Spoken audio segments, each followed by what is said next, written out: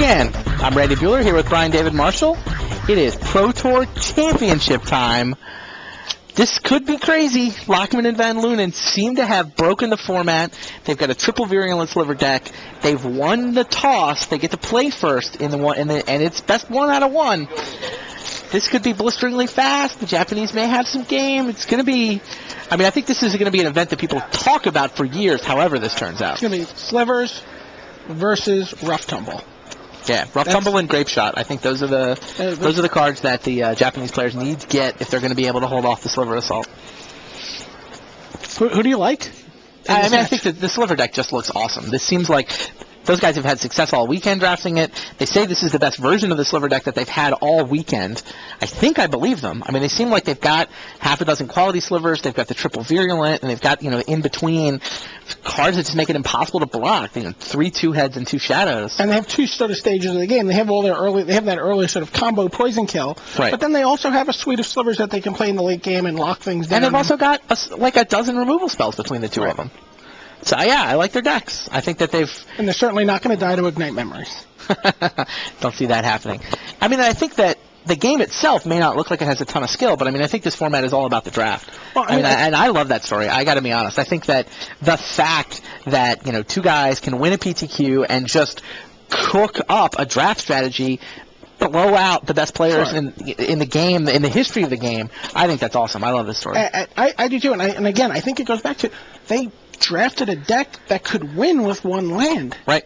I mean, this is not something that they stumbled onto. They didn't have a draft go wrong and they drafted a bunch of crappy cards and then those cards won a Pro Tour semifinal. This is a very well thought out plan. They've been doing this throughout. Yeah. And and they've adjusted their prices accordingly as people have compensated for it, and they've won it. I mean, there's a lot of people who might not have kept that 1 land hand there, but right. I love it, and I mean the crowd loved it. It was an interesting post on the forums. A couple of people were wondering about a play that John Fiorello made. Yeah, you know what? We were still in such a frenzy from coming back from that first match. Yeah, I have to go back and look at the tapes. It looks like he played a script. He clearly played at an early Script Ranger. I think he may have played it at sorcery speed. Right. But I mean, I have to go back and look at the tapes and see how that works. But it then got killed immediately, and then Fiorello was stuck on lands for the rest of the game. And had he not done that, had he passed the turn with 2 mana up, he could flash the Scrib Ranger out at the end of the turn. Right. He can then attack with the Scrib Ranger, tap 2 mana, return a land to his hand to untap his Scrib Ranger, play a land, essentially his 3rd mana, tap the Scrib Ranger to convoke, and play a Kavu Primarch. Have a 3/3 in play on that next turn. Yeah, that might have helped. And he's going to lose. He's going to lose the Scrib Ranger on the next turn, but then he does have a 3/3 in play. But the point being, he get killed by a sorcery. Right. So if he waits for end step, he does manage to get convoke out a 3/3. I don't know if that would have been. I don't know how relevant that would have been, but it seems like a misplay unless we're misunderstanding the situation. I haven't had a chance. I mean, everything just went by so quickly. Yeah, totally agree. And the other thing the forums have been talking about is the same thing people here have been talking about. Can these matches be best 2 out of 3? What's the verdict on 2-headed giant at the Pro Tours? Is it good Pro Tour format? Is it sufficiently skill testing? I mean, I would love to see 2 out of 3. Right. I mean, I love watching Magic. I want to see more Magic. I would like more opportunities to have, players be able to say, I'm the best player. Right. And I think from the company's point of view, this is clearly an experiment. Like, there has never been a 2-headed giant Pro Tour before, so you've got, there's a lot of WotC folks sort of out there wandering around watching this format to see how does it work out, how long do the matches take, how much time is left in the day, how many matches can we put in, can we go to 2 out of 3, how do these things work? Right. Yeah, sure, I think everyone would rather go to 2 out of 3. It's just a question of figuring out how to set the schedule up to make that happen. And to be fair, we played additional rounds. Right, the 2 Sunday rounds. I mean, the decision that was made coming in was, in order to have 14 rounds of Swiss, we had to crunch the webcast and crunch the finals down and stick to the best 1 out of 1 matches. But to compensate for 1 out of 1 matches, there's extra rounds. Right, there's extra rounds, precisely. Right, I mean, that's supposed to sort of absorb some of that variance, right? Right, it's actually sort of, we were talking to Finkel about this last night. We had dinner with John Finkel, and if you could have, 8 2 out of 3 rounds versus 14 best of 1 rounds, which of those is more skill testing? John actually feels that the draft component of this format is incredibly skill testing. So he'd rather have the 14 best of 1s because you get 7 drafts instead of 4. And he'd rather register the decks than Josh Roberts. Yes, the clerical error may have cost them 9 spots and like $1,500. A Pro Tour Valencia invitation for Josh Ravitz, a couple $100. Could the finals be best 2 out of 3? Yeah, sure. It'd be better if they were. It's just, again, a question of watching the schedule and figuring out what there's time to do. And all of this is going to get looked at when we get back to the office. I'm sure there are going to be a lot of conversations to figure out what did we learn, what can we do better, does it make sense to do this format again. It seems like there's a lot going on, and there's a lot of good things about the format, so if we can fix some of the things around the edges, you know. And we're going to revisit this format at World Championships. True. Yeah, the World Championships team competition will be conducted with Two-Headed Giant this year. So that's going to be fun. Which means that 4 members of each national team? Right, each national team. I'm pretty sure this is how this gets played out. Did we announce this all yet? Oh, I don't know. Am I speaking out of turn? I don't know. So it's each national team is actually going to have 2 different teams, and so this is actually a scoop, people. Yeah, this I just got Scott Larrabee in my ear saying, we were about to announce this. Go ahead. It's going to be 4-person national teams, and essentially you divide up into 2 different Two-Headed Giants. Like so USA and USB. USA 1, USA 2. And the way it works is because it's 6 rounds over the course of the day, you actually get to play each permutation of the teams. Oh, that's what so you do you play with, if you think I'm on Team USA, there's 3 other people, well, I'll play 2 rounds with this guy, 2 rounds with this guy, 2 rounds with this guy, and then that all feeds into the finals. And then if the United States is playing against Germany, both teams... Well, during the Swiss, they're at separate tables, but during the finals, there'll be like 2 Team USAs and 2 Team Germanys. Okay. Would sit down, if the USA, if the Germans sweep, then it's over, but, if the match is split, then you have 1 clean championship game. Okay. So it should be a lot of fun. It's going to be cool to watch this format play out at Worlds. Meanwhile, speaking of fun to watch it play out, it looks like the players have their hands. They've resolved their mulligans. I don't think anybody went down to 6. I think I saw 1 free mulligan, but that's it. We'll be right back with coverage of the Pro Tour San Diego Finals momentarily.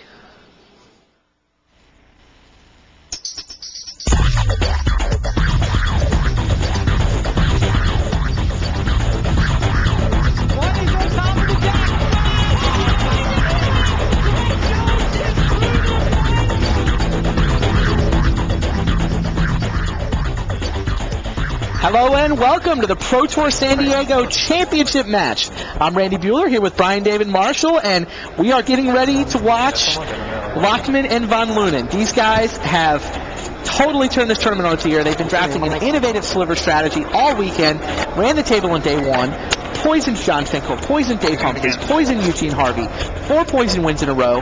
Day 2, people were reacting to their strategy. They put up a 3-3, put themselves in position. Day 2.5, they got through to the finals, and oh my god, the semifinals, 4 turns, 14 poison counters, just blew out Kaneko and Taru. Here they sit in the finals, playing against another Japanese team, Yamamoto and Takahashi. Takahashi did have to take 2 mulligans. He's down to 6 cards for this championship match. That's 1 out of 1, so buckle in. Let's see what happens. Looks like Lockman may have led with a Screeching Sliver. Screeching, and then Sinu. Looks like Midnight Charm takes out the Screeching Sliver as a response to the Sinu.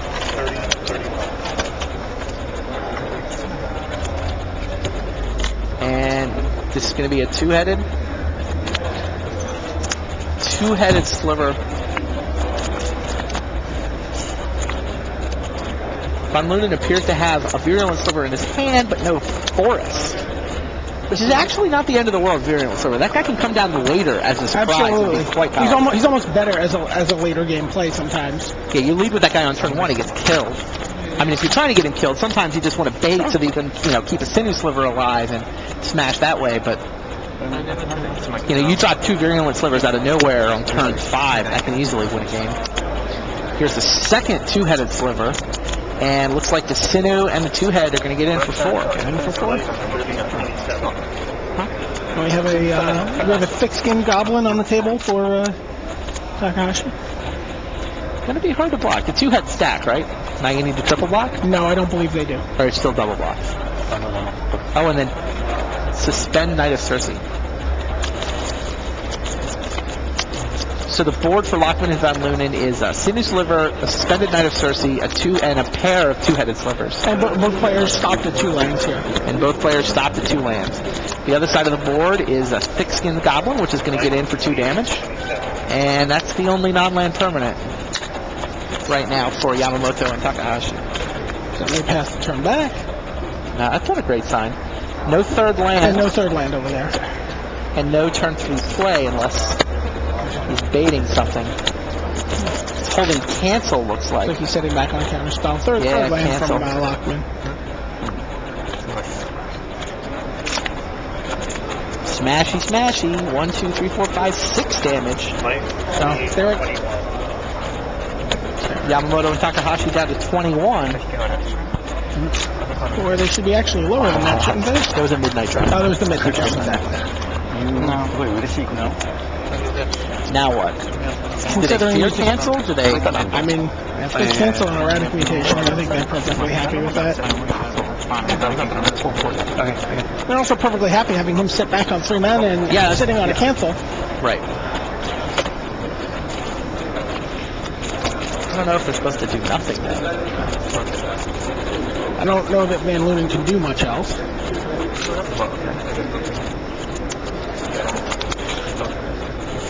Alright, third land on...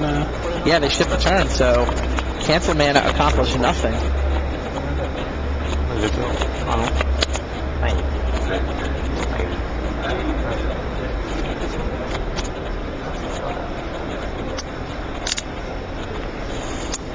Coalition Relic and an Availing Oddity.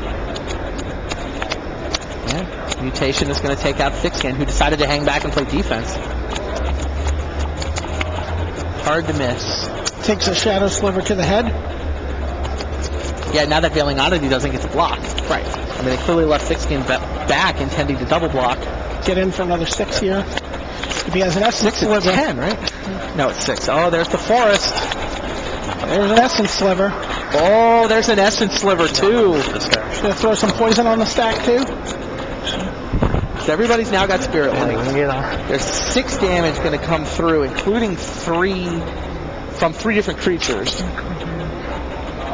Yeah, they're trying to figure out who else they add to the board. I'm saying just throw the Poison Sliver down. Yeah. They decide not to use the Virulent Sliver. Huh. 34 to 15. Yamamoto and Takahashi fall to 15. They pass on Virulent because they're going to play the Homing Sliver. Now, every Sliver has Sliver Cycling. In hand has Sliver Cycling. Interesting. They can get a Telekinetic. They can get another Bone Splitter. They can get a Bone Splitter. Yep. They can get the other Shadow. Wow. Look at them flip the cards. Those guys are excited. Chris Lockman, I mean, they look like they're on the brink of winning $50,000. $50,000. They've never been to the Pro Tour before. They won a PTQ. Not win $50,000 and, you know, $50,000 and welcome to level 3. Right. 20 pro points apiece if they win this. Welcome to a year and a half on the Pro Tour with $25,000. Verdant Embrace on the Veiling Oddity. So that'll start spitting out some Saprolings. Does Knight of Circe come in this turn? Yes, it does. It gets canceled? It gets canceled. Gets canceled. Okay, there's a Saproling. They get to block 1 creature. Mountain. Oh, shit. Just win this turn. Do we just win this turn? Is that the question I heard? That is the question I heard. He's going to play a Bone Splitter Sliver. That sounds like a ton of damage. They can only block 1. They can block Sliver. 1. Sunlance on the token. Sunlance on the token means they're not blocking anybody. They're not blocking anybody. Do you have an answer for this Bone Splitter? Splitter? There's Bone Splitter Sliver. That is a ton of damage, ladies and gentlemen. That is Chris Lockman and Jacob Von Lunen. What? Was that the hand? What's the hand? Count? 7, 8, 9, 10, 11, 12, 13, 14, 15, 16, 17, 18. There it is. Jacob Von Lunen and Chris Lockman the Pro Tour. Wow. Congratulations. The Sliver kids doing somersaults, hugging each other. Rip the microphone right out of his shirt. Unbelievable. Wow. Hats off to him. They broke the format. They showed up in limited. They're on the Pro Tour for the next year and a half. Unbelievable. I've never seen a limited Pro Tour dominated the way these guys dominated this Pro Tour. And do these guys seem comfortable being on camera and comfortable playing on the big stage? Yeah, they actually, it's funny. Von Lunen's the voice, Lockman's the brains, is the way they've got it. Jacob, he's the guy that's hamming it up, playing to the camera. He does all the talking. And then if you watch, like Chris Lockman, even during the draft, like he's the guy holding the cards. He's the guy making all the decisions. And, Jacob is just watching him and chipping in advice on the side. Jacob said Lockman's one of the best players he knows. Yeah, Lockman, apparently #1 limited player on Magic Online. For about 3 weeks. Yeah. Unbelievable.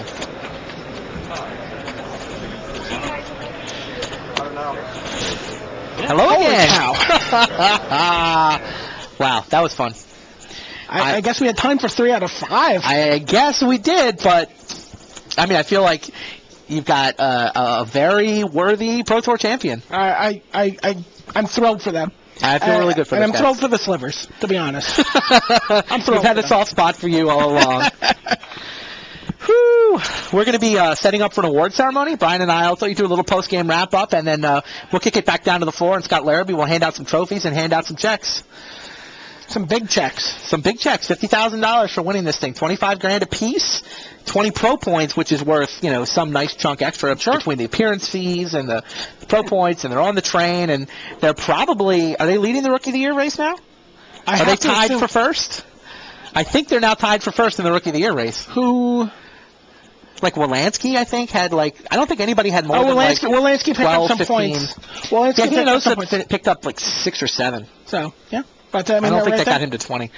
Wolanski might be right in the thick of it, but I think those guys are tied for first in the Rookie of the Year race. They're geographically positioned to have some really solid decks. Yeah, New Jersey had a good weekend. Yeah. Europe kind of had a no-show this weekend. It was interesting. This top 16 I found interesting. Fully 6 Japanese teams. They had their normal dominating performance. I'm sure they were not 37.5% of the field, but 6 out of 16 were from Japan. 6 out of 16 were from the States this morning, which is certainly an above average performance for the United States. American players have always done well in team events. It's true. Team limited in particular. Yes. The other 4 was 2 German teams, a Czech team, and maybe Malaysian team. And the Malaysian team, right? Terry So and Joso. That's right. So 3 out of 16, probably disappointing for the Europeans, and nobody in the finals. Right. Don't know what's going on there. The Americans, they had 6 out of 16, and maybe below the percentage of the field they had coming in, but above the way they've been playing lately. I think your highest finishing European teams, you've got Zedek. Zedek finished 6th. And then Summersberger Brooker. Summersberger is someone who's just, that guy's always in the mix. And Sebastian Thaler. I know it's a disappointing finish for me. He was playing for when he thought could be top 4, top 5. He was playing against Turned out he was playing for 5th. Just want to, give the Europeans a bone here. Germany's been putting up some performances. Germany, is in 8th and 9th place in this tournament. And Sebastian Thaler has been in the running for the top 8 of every Pro Tour this season. It's true.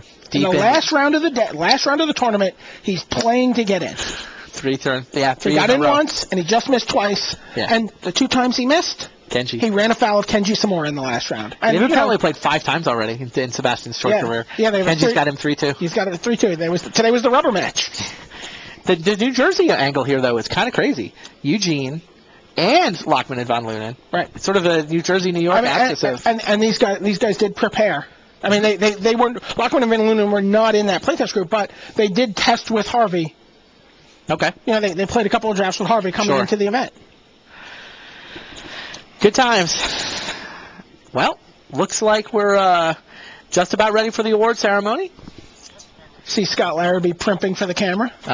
Just about ready. Just about ready. So, for Brian David Marshall, this is Randy Buehler. We will see you next time.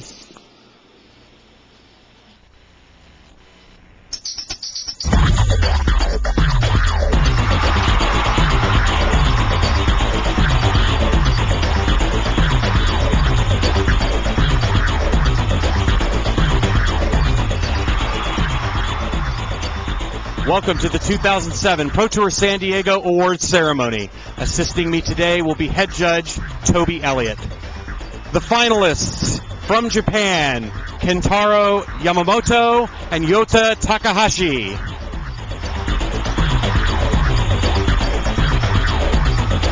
Kentaro and Yota have won $30,000 this weekend.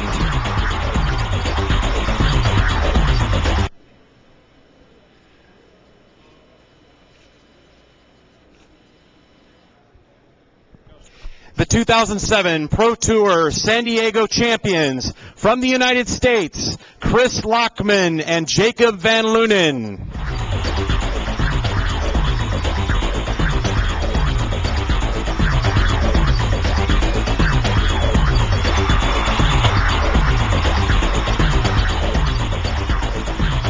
Let's hear it once again for your 2007 Pro Tour San Diego champions, Chris Lockman and Jacob Van Lunen.